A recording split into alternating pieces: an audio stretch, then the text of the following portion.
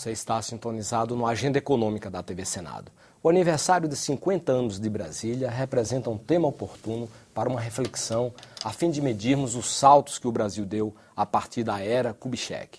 A primeira iniciativa para a construção de Brasília data de 1892, quando chegou ao Planalto Central a primeira comissão exploradora chefiada pelo astrônomo Luiz Cruz. A proposta básica consistia em deslocar o eixo de desenvolvimento do país do litoral para o interior. Essa estratégia era tão importante que passou a fazer parte da primeira Constituição Republicana de 1891 e também da Constituição de 1946, à espera de um visionário capaz de realizá-la. Nos seus 50 anos, o que Brasília apresenta de resultados do ponto de vista histórico e estratégico. E qual a importância desse verdadeiro polo de desenvolvimento criado no interior do Brasil? Para fazer uma análise sobre o polo de desenvolvimento de Brasília, nós trouxemos hoje à Agenda Econômica o economista Júlio Miragaia, do Conselho Regional de Economia do Distrito Federal e também do Conselho Federal de Economia. Participa da entrevista conosco o jornalista Davi Meric.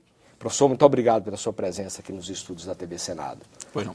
Vamos começar com essa questão do deslocamento do eixo, né, de desenvolvimento, né, tirar do litoral e passar para o interior. Pois é, passados 50 anos dessa verdadeira aventura, né, tanto econômica quanto geográfica, né, digamos, é uma aventura que teve sucesso do ponto de vista econômico? Com certeza. Né? Esse propósito de deslocamento dessa imensa concentração, não só populacional como econômica, ao longo do litoral, desde o Belém até o Rio Grande, foi a busca, né, que efetivamente se fazia desde o início do século XX os diversos governantes desse país. Era algo que incomodava, não só do ponto de vista aproveitamento do imenso território brasileiro, como também tinham razões militares, né, aquela imensa região, não só amazônica, mas também o oeste brasileiro desabitado. Isso sempre foi motivo de preocupação, né, dos diversos governantes, desde, como foi dito aqui, desde o final ainda do Império. E, na verdade, a partir da construção de Brasília, e esse processo ele se acentua, consegue efetivamente ocupar esse vasto território e desenvolver atividades econômicas ao longo desses 50 anos. Professor, o presidente Getúlio Vargas, sobrevoando de Mato Grosso para o Rio de Janeiro, viu uma grande área e pensou tal da Marcha para o Oeste. Foi quando investiram em Ceres, criaram várias cidades de Goiás, bem antes da construção de Brasília. Qual foi o impacto da iniciativa do Getúlio Vargas e qual foi o impacto de Brasília? Quer dizer, dá para comparar essas duas iniciativas? Na verdade, o Vargas, expressão dessa preocupação, ele já havia lançado a Marcha para o Oeste, né, no final ali dos anos 30. E só não conseguiu materializar como o JK, né, efetivar a transferência da capital que já estava prevista. Né, na própria Constituição de 46 ela foi definida assim, na Constituição de 1891 também já previa o deslocamento da capital. Eu diria que o que diferencia esse período Vargas do JK é que o Vargas ele cria as condições, eu diria, sobretudo econômicas para o ato de JK.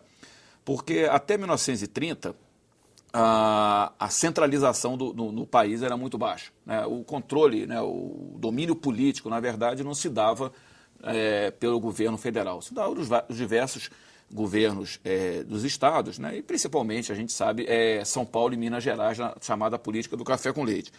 E Getúlio Vargas, ao assumir 1930, com a Revolução de 30, ele consolida o poder, inclusive ele cria as condições para aumentar a capacidade de arrecadação do governo federal, que é uma condição básica para que JK mais à frente tenha oportunidade de fazer esse imenso investimento na época da construção de Brasília. E não só isso, né, com a Marcha para o Oeste, associado a essas iniciativas de Vargas, está, por exemplo, a transferência da capital de Goiás, de Goiás Velho para Goiânia. Foi também um elemento importante nesse processo. Goiânia apresenta um desenvolvimento aceleradíssimo porque era expressão de um processo em curso já de deslocamento da atividade econômica para o que a gente chama, transpondo as barreiras ali do Rio Paraná e do Paranaíba. Então, Vargas ele opera, né, esse momento inicial, cria as condições através do fortalecimento do Estado e JK ele consolida essa possibilidade na década de 50. Quer dizer, o grande salto da industrialização do Brasil vem no período de JK, com a indústria automobilística, uma série de indústrias. Quer dizer, já tinha começado a indústria de base lá no Getúlio, o JK acentua, dá uma industrialização mais forte no Brasil. Mas, de fato, o Brasil, quer dizer, naquela época da inauguração de Brasília, o Brasil era um país relativamente pobre e era um país também com a população concentrada no interior do país, no campo. Quer dizer, essa mudança, quer dizer, como é que um país, vamos dizer assim, um país com tão poucas condições econômicas, conseguiu construir Brasília? E lhe pergunto mais, quer dizer, alguns críticos de Brasília, na época, diziam que isso aí iria desarranjar as contas públicas, né, e responsabiliza a construção de Brasília por uma série de fatores que se seguiram à construção, como o fato daquelas inflação alta, histórica, que ficou impregnada, inclusive ajudou um pouco, entre aspas, né, a derrubada do governo João Goulart.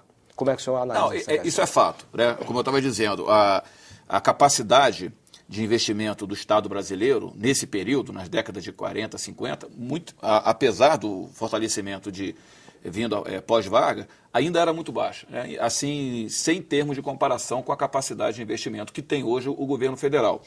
E a construção de Brasília estava muito além, né, dessa capacidade. Foi um investimento muito pesado. Você construir... Brasília fica a 700 quilômetros de Belo Horizonte, que é a principal cidade e ela tão importante quanto hoje. Então, todo o material, né, todos os equipamentos tinham que ser trazidos de muito longe.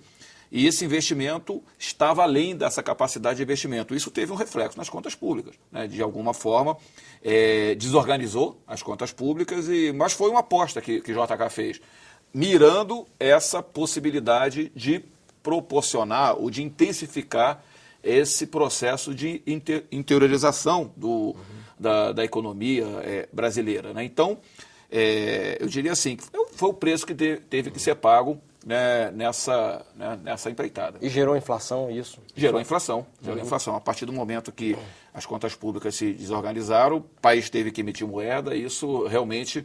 Eu não diria que foi a causadora da queda de João Goulart. Acho que aconteceram outros fatores que a gente não vai ter tempo aqui para debater, mas com certeza, né, entendendo que uma das causas da queda de João Goulart foi uma certa desorganização na economia, um decréscimo na taxa de crescimento, um aumento do nível de desemprego. Então, indiretamente, ela acabou tendo esse impacto. Quando Juscelino resolveu transferir Brasília para o Centro-Oeste, houve muita resistência, principalmente no Rio de Janeiro e em parte da mídia e tal.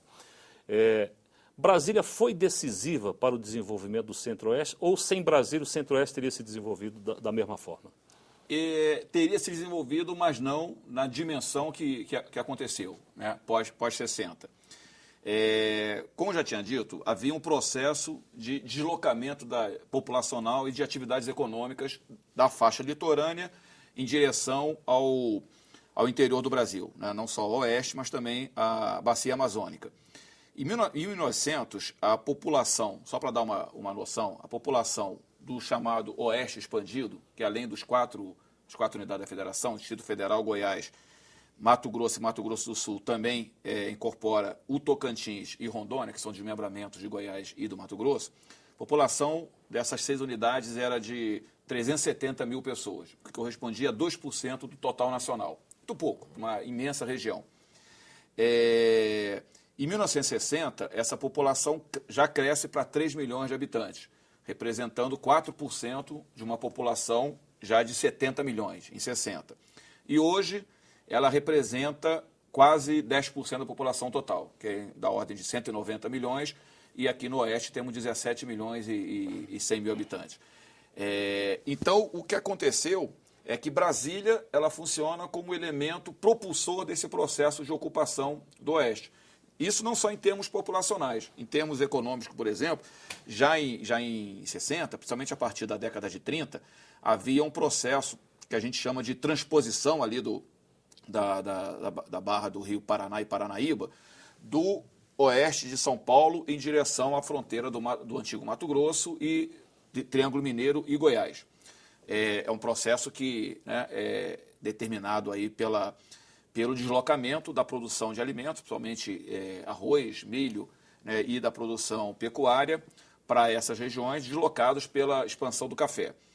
E em 60 isso já se refletia em alguns números, né? Já tinha uma importante produção de arroz em Goiás, no Mato Grosso, a pecuária principalmente no Mato Grosso, mas Brasília vem intensificar esse processo, né? Então, se em 60 essa produção ainda representava produção de grãos em torno de 3%, 4%, atualmente ela representa perto de 40%. Né? Então, tanto do ponto de vista populacional quanto do ponto de vista econômico, Brasília foi decisiva, né, nesse processo de interiorização. Tem um elemento que é decisivo, né? Um elemento que é decisivo, que é a mudança da matriz de transporte no Brasil. Isso vai fazer uma diferença incrível. Eu diria assim que é uma imensa coincidência, porque nessa mesma época tinha acontecido em 53 a fundação da Petrobras, e rapidamente o Brasil se constrói a refinaria de Mataripe, Duque de Caxias, ainda nos anos 50, né? Primeiro com Vargas, depois com JK, e o Brasil se torna autossuficiente em derivado de petróleo, muito rapidamente. Até porque o consumo também era pequeno. E na verdade, o transporte rodoviário começa, e vem as indústrias automobilísticas trazidas por JK. E o transporte rodoviário, nesse período, década de 50, supera o transporte ferroviário. E em 64, é estabelecido, já no governo militar, do governo militar, é estabelecido o Plano Viário Nacional, e ele é todo montado tendo Brasília como epicentro.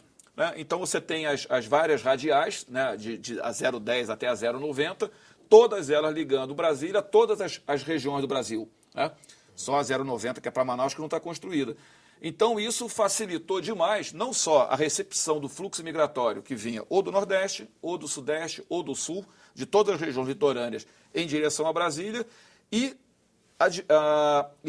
a passagem desse fluxo migratório, parte ficava aqui, parte continuava indo para as radiais que entravam pelo Oeste ou pela Amazônia. Então, essa coincidência, né, da mudança da matriz de transporte, a vinda da indústria automobilística, o desenvolvimento da Petrobras e o Plano Viário Nacional, né, fazem com que Brasília funcione como uma síntese desse. Exatamente, ela ao mesmo tempo ela recepciona o fluxo migratório e ela alavanca. Direciona esse fluxo para todo o oeste brasileiro. Brasília como polo de geração de novos empregos. No próximo bloco, aguarde.